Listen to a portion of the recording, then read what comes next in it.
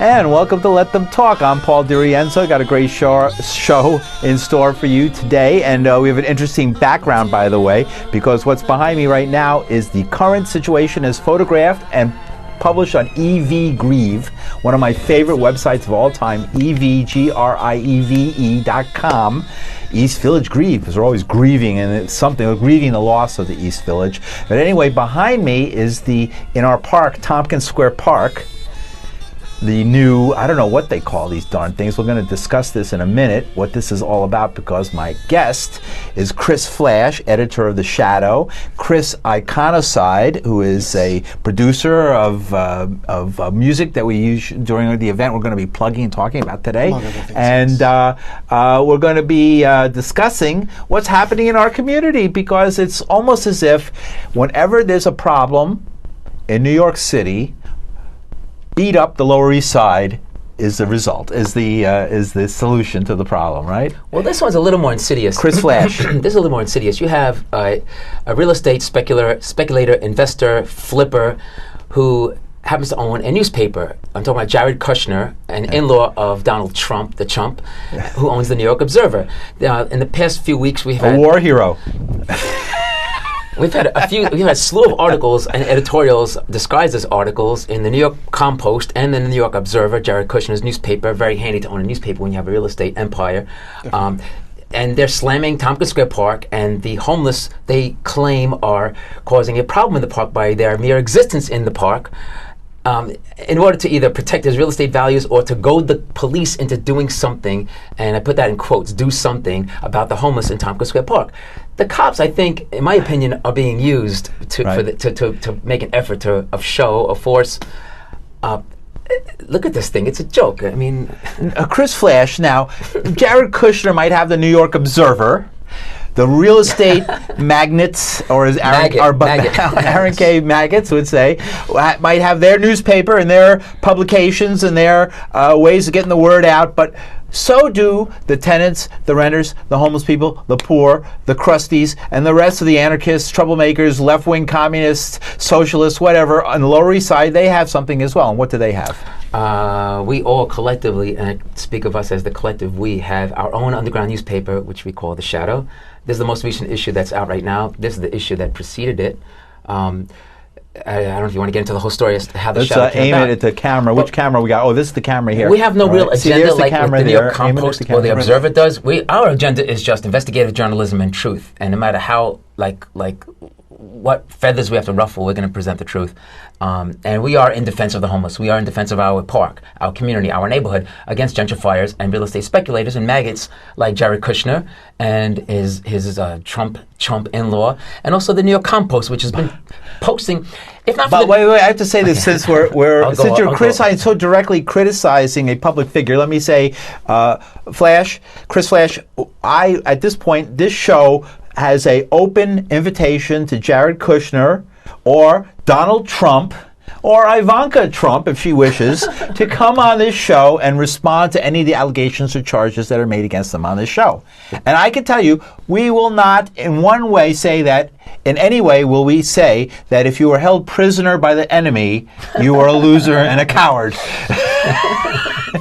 Especially if they break your legs and your arms twice in the course of it. What really cracks me up, there's a lot of parallels here to the past. We had David Dinkins launching a right-wing conservative real estate shill candidate for city council, first starting him on the community board as borough president. Dinkins got him on the community board, and he helped his campaign to become a city council member, and he used Tompkins Square Park as a divisive issue for the community to fight among themselves, using the homeless as pawns in their scam.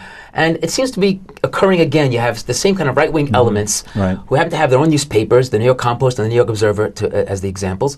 And now the police are kind of caught between a rock and a hard place. Today's cops, and this is funny for the editor of The Shadow, the anarchist newspaper, saying this, today's cops are really more decent than the cops of '88, after the '88 riot, which resulted in The Shadow coming out. They've had better training, and they know us. The cops that are still around are long-term, they've been on the force for a long time. Sorry. Aim it that way at that camera. Basically, the cops now want to show that they are the force, they are the man, they are the, they have everything. They own the streets, right? But to prove it to these assholes. I'm still allowed to curse on this? No, but that's all right. We'll let Sorry. you slide on that one. To prove their worth, to prove their mettle, they feel the need to come up with this police tower. Like, this is going to do something about the perceived allegations of homelessness running rampant in Tompkins Square Park, which has been a traditional place for alternative people and the poor. See, the rich can go to the Hamptons on the Hampton jitneys every weekend. The homeless or low rent-paying residents of the Lower East Side don't have that. They have Tompkins Square Park, where the temperature's a little bit lower. On a hot summer day, you can relax. You can talk with your neighbors. Maybe you'll socialize and converse. Yes. You won't be on a computer or some internet bullshit, Right. you know. And maybe this is what it's about, to like prevent people from coming together, talking, having a communal place, and terrorizing them. Chris Iconicide, you haven't said much. You're sitting over here. Why are you here? Tell me why you're on the air right now. I'm here, well, basically because I've been involved in helping other bands put shows on, and I've been involved in putting on music festivals and punk/art shows since 2006. And Chris Flash and I have traveled in similar circles since, I would say, like 1987 or 1988. The early 80s. And we never met each other face to face other than by accident. I think Johnny V from Public Nuisance. Yes, the unstated great Johnny godfather of scum rock in New York City, a band that was actually born in Tompkins Square Park.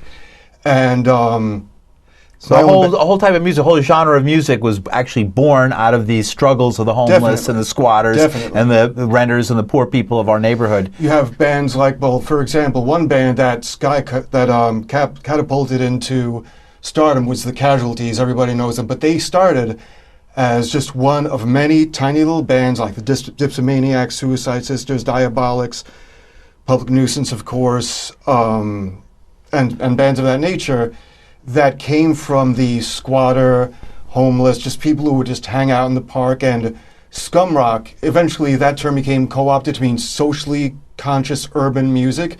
But originally it just meant scummy street punk, drunk rock and roll, street level reporting, street level entertainment, and nothing flashy, nothing glitzy. And it really is just like Counterbalance. I mean, this is a time when the A&R people were starting to seep into the music industry, and things just got commercialize it. In other words, turn it into a commercial. And now we see a generation later, people are getting their counterculture spoon-fed to them. You have events such as Punk Island, which when it started was started by an ex-squatter by the name of Slug, who was on the cover of a paper called Street News, if you remember that, of by and for the homeless. He was the kid with the green mohawk. Right. Anyway, he went to some university, maybe Harvard or whatnot, and he would get drunk, get stoned. That's where Jared Kushner is a graduate of Harvard. In any event, he's a Harvard graduate, yeah. His brainchild was the original Punk Island, was, if anyone remembers it, in 2009, the summer of 2009, it was part of Make Music New York, and they hosted over 100 bands, 13 stages, scattered around Governor's Island. There were 3 conflicting maps. I spent the whole day getting lost. So you think it's a bad thing or a good thing? It was a good thing. Well, but the thing is, as the years went on, it got too big for him to handle, and he started like parsing out different parts of the event to different people. And then by, I believe, the 4th or 5th generation, ABC No Rio took it over, and then and this is another famous East Village, venue location, progressive location. Well, I mean, they started to lose perspective, and committees got into the mix, and it became establishment. Basically, if you want to play Punk Island, you have to submit your lyrics in advance. You have to be combed over ideologically, which is why I started an event in Tompkins Square Park a couple of weeks before Punk Island every year called Puke Island. Oh, now I get it. Yeah, which you spoke at. Yeah, I spoke at Puke Island, right. And basically, it's because Punk Island was originally 100% free expression, pure anarchism in action, and no vetting of anyone's political stance, just free expression. Yeah. So what's happening this year? What's Chris? Why don't you tell us what are we talking about as far as why we're here? We're promoting an event. Obviously, you're promoting an event. Tell us about the event. Much appreciated, Paul. Yeah, anytime. Every year we commemorate, and we're not celebrating, but we're commemorating the anniversary of the 2 riots that took place in Tompkins Square Park, which ultimately resulted in The Shadow coming out as a result of the mainstream media's distorted coverage and censored reality as to what happened. July 31st, 1988 was a small riot in Tompkins Square Park. The police were used as pawns in furtherance of gentrification in the neighborhood to enforce a non-existent park curfew. People rebelled, people fought back, and it was only a handful of people and a handful of cops. Over the next 7 days, taking a page out of West Side Story, you have the Jets building up their defenses, the Sharks building up the defenses, and they're all singing, they're all getting posturing. The cops bringing all their equipment into the park. And, I see. And the people like, getting geared the up. The Jets for, and the Sharks, like there's going to be a rumble that weekend. Right. So August 6th, the evening of August 6th, 1988, there's a very big, West Side Story style rumble. The cops, of course, rumbled us. Rumbled. They beat the crap out of all these innocent people. There was 120 people who didn't even know what was going on and were beaten up. They beat the crap out of it. I mean, people don't realize that. Shouldn't people understand that there was in 1988, 1988 in the summer, a massive riot where the police went crazy, covered their badges, and just started all over the city. No, they started. It was like commanders. No, it was like Tiananmen Square, right? It was a free for all. No commanders, free for all. It was unreal that this actually happened in New York City, and so little is talked about it today. There's no books really about it. You would never hear about it, and yet it was by any means it's one of the most wrenching things that could ever happen in any community. It was a galvanizing event for our community. People who didn't know each other, who had shared this common experience, now were speaking with each other, organizing politically.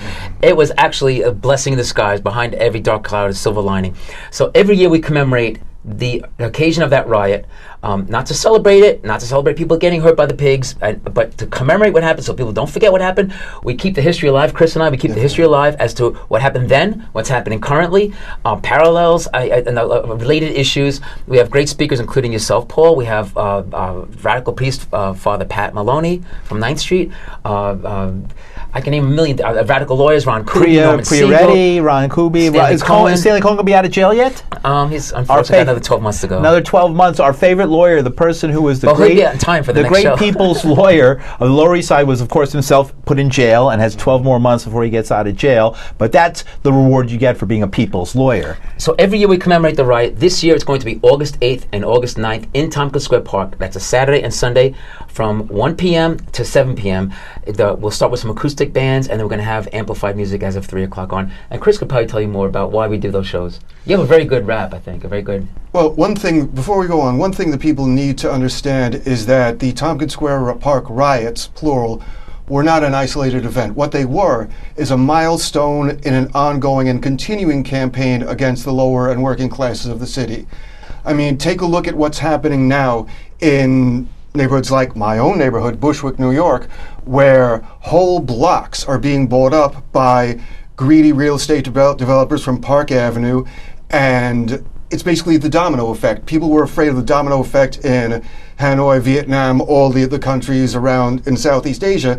That is happening in New York City, and we're seeing accelerated gentrification, accelerated hyperdevelopment, and all the things that these fanatics, these squatters, these crazy people who instigated the riots were talking about, and it's like, they were said that, well, they're crying wolf. Everything that the squatters have said has come true. Right. And in a worse way that they could have ever envisioned. For example, when I was worse would be if Jared Kushner made us all wear toupees like his father-in-law. It's a downhill slope. It's a downhill slope. Toupees will be next. Well, the thing is, we live under the myth of perpetual progress, and what people neglect to realize is that progress is a downhill slope. It's momentum that makes it go faster. I mean, as we go on, we'll see. For example, there was that explosion, the gas explosion on 2nd Avenue and 7th Street. Now, previously, you would see like a vacant lot in certain areas stay vacant and remain as rubble for a good 6 months, a good whatever. But a couple of weeks afterwards, already you saw it was level. There was already... Oh, it's a prime spot. Yeah, it's ready to go for the next developer that comes. Why else would we be so ready to build something new unless it was just unless the accidental collapse was part of a process. Right, so you're saying the explosion and fire that devastated 2nd Avenue and forced all those people out of their homes and killed 2 people was possibly set. There was word that the landlord did admit that that the worker did admit that he was told by the landlord to illegally tap into those gas lines. So, I mean... It's hard to say, it's hard to make that connection with all certainty, but it is certain that that piece of land, given enough time till things die down, is going to be extremely attractive. Well, it's already attractive. Yeah. There's already a lot of construction going on the whole Lower East Side. Moves on that Do you think that, look at what's, I mean, I still, let's come back to the photograph that's behind us. That's our park, Tompkins Square Park. Yes. The center of all the things we've been talking about. That's exactly where it says NYPD, where that tower is exactly where the stage is going to be, right? I don't know. I passed there on the way here to the studio. I'm told by Evie Greaves' site, according to Evie Greaves' site, it's to the left of our stage, because our stage, this camera's weird. So you're saying that, do you think that this thing right here, this thing is going to be right next to the stage where the Puke Island and Tompkins Square Park Riot Festival is going to occur? The riot reunion is going to take place to this thing right here, this cherry picker has actually been used in high crime areas. It's been put up. They've been put up in Harlem. Right. They've been put up in different areas. And it hasn't stopped crime, by the way. No, it's not. It's not to stop crime. It's to criminalize an area, because these things right here. See how I'm pointing right at it? Yeah. They have a digital recording 24/7 that's never erased. And I think it's intimidation so device. That nobody's going to want to sit. I don't want to sit in the park where I usually sit every day. I feel scared. That's supposed to make me feel safe in my park. First of all, do people know that the reality of these booths is that the only officers who are assigned to actually sit in those booths are ones who are being punished for not doing something that the commander wanted them to do. That is a bad cop place. Hopefully those officers are disgruntled enough to press the off switch every now and again. Right. That is where the disgruntled. Is there a toilet? Is there a porta potty in there or something? No, it's terrible. No, it has a window. That means it has a window. They can't get out. They're stuck in it. Why do you think they hate it? Why do you think it's punishment? That is a punishment. If you do not, embassy duty was bad. No, if you don't get enough tickets, if you don't get enough tickets, if you don't get enough summonses, if you don't meet your quotas, if you don't meet your quota, kiss the right that's where you wind up. You spend your days in the booth. up there in the booth. Wow. Well, I kid you not. I've heard that from many. We must state once again that we are essentially not anti-police. We were against what the police are being used as a tool. I thought we were being sympathetic to the fact that the poor guy is going to be stuck have a porta potty. Yeah, I know. He's like maybe we can put out like one of those nets so we can catch. I have a question. Right. Look at this photograph very well. If Chris and I slightly move out of the way, there's a homeless person with his cart in front of this photo. If you go to eviegreave.com, by the way, viewers, you'll see it. So this tower is designed to spot the homeless. The homeless guy is right down here. If I think of now you've seen a homeless guy. Now what? It's right behind you. If you move a little bit to your left, maybe if they focus on me on the camera, we can see it better. There we go. Oh yeah, there it is. Thank you. Right, thank you very much. So now they've seen a homeless guy. Now what? Now what? You're supposed to be there to spot the homeless. Okay, now you spotted one. Now what happens? I believe do you zap him? Do you kill him? No, I believe the policy is catch and release. Oh, jeez, tag him and release and track him. Spay and neuter, catch and release. Through the jungle, urban jungle. Right. So this thing is a farce. Now, I believe the cops in their hearts don't want to do anything like this. No, you're right, because the police have said, I've heard them say, I've seen it written, that what people are pressuring them to crack down on things that are perfectly legal. The park is open. Everybody's an equal citizen. Everybody has a right. Everybody. Right. Everybody has a right to sit there in that park during the open time and the hours that the park is open. Right. And it's not. I mean, I still am looking for this terrible activity that's supposed to be happening, and I hang out all the time in that park. I live a couple of blocks away. I just don't see it. We're there every day. Yeah. A few years ago, some of the crusties had OD'd, and I don't think it's the right thing to do, by the way. If somebody is doing smack and they are ODing, the thing isn't to chase them out so they can die somewhere else, all right? The thing is to help them and to do outreach, and instead, what do people want to do? Force them into the street, make them go away somewhere else, to die somewhere under a bridge somewhere? You got incoming moneyed transients who want sanitization. They want the place to be sanitized to enhance their multi-zillion-dollar investment of their closet-sized apartments, and they want us out. They come to our neighborhood because it's got edge, it's got flavor, whatever the heck it is. They exterminate whatever their very presence here destroys what they're attracted to, what attracted them here. And once they're here, they want us out. And then when the neighborhood is entirely their type of people, and there's nothing here anymore, no flavor, no edge, no culture, they're going to move on. But the damage will be done. Lower income people will be forced out. Mom and pop businesses will be shut out. There'll be a police state in Tompkins Square Park, and they'll move on because it's boring. And they don't want to live among their own kind. Right. But they want us out. Okay, so let's remind people what's happening. When is this event we're talking about? August 8th and 9th. It's a Saturday and Sunday in Tompkins Square Park. You can enter by the corner of 7th Street Avenue A. in case viewers don't know where it is Right. exactly. The event will start at 1 p.m. It's going to go until 7 p.m. There'll be plenty of political speakers, information tables. We're going to try to, we're encouraging people to bring food that we can donate to the homeless. If they want to just give us canned goods, we'll donate to Food Not Bombs, which serves the homeless in the park every day, including all citizens, not just homeless, every Sunday afternoon. We'd like to collect stuff and donate it to them so they can feed the homeless further. We're going to have speakers. We're going to have kick-ass bands from the 80s, from the present, all politically active people. And Chris Iconicide, who's our other guest who's here with us, is the music guy. Yes. And what bands are going to be there? Can you tell us what bands you have Well, lined this up? is when I try to get to. Okay, here you have your clipboard. Yes. You want to read them? Or, go ahead. Okay, well, Can you read my handwriting? I can read your handwriting, but I'm not sure if this is accurate. It's all accurate. Well, It's it's accurate considered- Absolutely. Even if it's a little bit Absolutely. wrong, this is a good suggestion of what's going to be there. So Now, remember these names from the past, by the way. These are people that have been playing for the past 25, Let's 30 hurry up. We're running years. out of time. Oh, So we have a half hour? Okay, well, Yeah, we're sorry. starting off with the Drew Stone Hit Squad, which is Drew Stone from a band called Antidote. He will be closing out the 2-day series of Well, shows 2:30. with his other band, the High and the Mighty. Then we'll have Simon and the Bar Sinisters featuring Jism from Ism, another band that early New York hardcore people will remember from the early 80s. Then we will have Amityville Dollhouse. They are not performing. There's an X there, isn't We there? will be having Nihilistics, The Blame, Hammerbrain, Sewage, my own band Iconicide. This is kind of shuffled around. Sexual Suicide, The Deceivers, which is Mike from The Denied. Dutch Guts. This is an old There's list. an X on the ones that are not playing. You see? Yes, Schizopolis. Anyway, there will be. You can go to iconicide.com. Nihilistics. You You're can gonna have like So these are all bands that are really. You guys hang out at C Squat?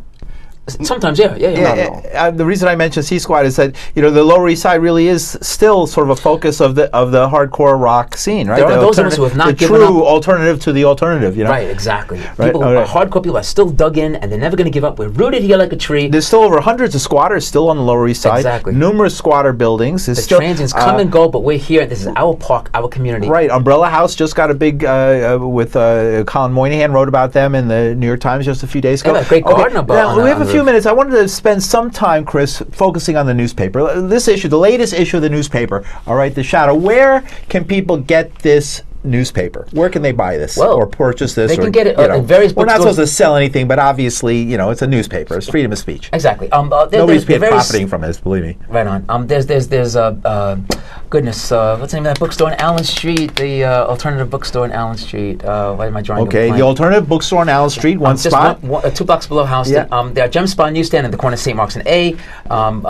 St. Mark's Books on East 3rd Street. East Village Books on St. Mark's. A place called Ink on Avenue A between 4th and 5th Streets. Revolution Books is out of business. I don't know if But you no, knew they're that. up in Harlem now. They wow. moved to 100 So they found a to place. 7th Avenue and Malcolm X Boulevard, I think. They can contact us with Right. at shadowpress@rocketmail.com, and we'll give you a list of places to find us. All right, The Shadow. What is The Shadow? Who's The Shadow? For people who don't know. The Shadow is a group of dedicated political activists who are heavy into like investigative journalism and news and reviews and coverage in such a manner that mainstream media will never spend the time or the effort covering. For example, so a second ago you just told me that you don't say anything against the police, and what is the headline here? Demonstrations versus killer cops reach critical mass. let's make a point though. This prick that killed this poor man who did not eat. First of all, you can't kill a guy for selling cigarettes. But if the justification for killing him was that he was selling cigarettes, this cop does not represent the other cops in the police force. Yet there were a handful of them, and they mobbed him and they jumped him. If this man was resisting, he could have snapped all of their necks. This big, powerful man, and you could see his hands at all times. He wasn't resisting. We took the trouble to identify all the cops' names involved, as well as everything that happened before, during, and after the event. The mainstream media doesn't bother with coverage like that. We have a great artist, whoops, that's not the centerfold, Seth Bachman from World War III Illustrated did this great piece on Sheldon Silver, the Sheldon Silver scandal. Who's Sheldon Silver? He is the state assembly speaker of the New York State Assembly. The guy's been corrupt from day one. He was one of Antonio Pagan's supporters. He's the one responsible for the riot in Tompkins Square Park. And for the decimation of rent controls and rent protections that would save people. They voted for him. Right. All the false hope in the world he sold them, and he betrayed all of his constituents. And now he's exposed. now he's going to go to prison. It looks like. With He all the might. rest of his Who knows? friends. I guess we have to say he's innocent until proven guilty. But from our experience, he's a pretty guilty guy. And this is the cartoon that's in the Seth middle, did a great done by the piece. famous Seth Bachman, who's a great political cartoonist in the Lower East Side, internationally known. And there is Shelley Silver doing what he does best. And This is trying to- particularly referring to Yeah. this huge plot of land that Silver intentionally kept vacant and Yes. undeveloped since the 1970s. In order to keep white people out of it. In order to the market keep to people of color get out to the of it. level where it is now. Right, and there's our friend. We were talking about Stanley Cohen. Here's Stanley Cohen, the people's lawyer, who is now locked up in prison. And a letter from Stanley from jail, actually, all right, too. and you can read his letter from jail here, which is great, and keep in touch with Stanley. Dreamer or felon. I like that. Dreamer or felon. So we have 2 pages on our hero, Stanley Cohen, and hopefully we'll get him out of jail as soon as possible.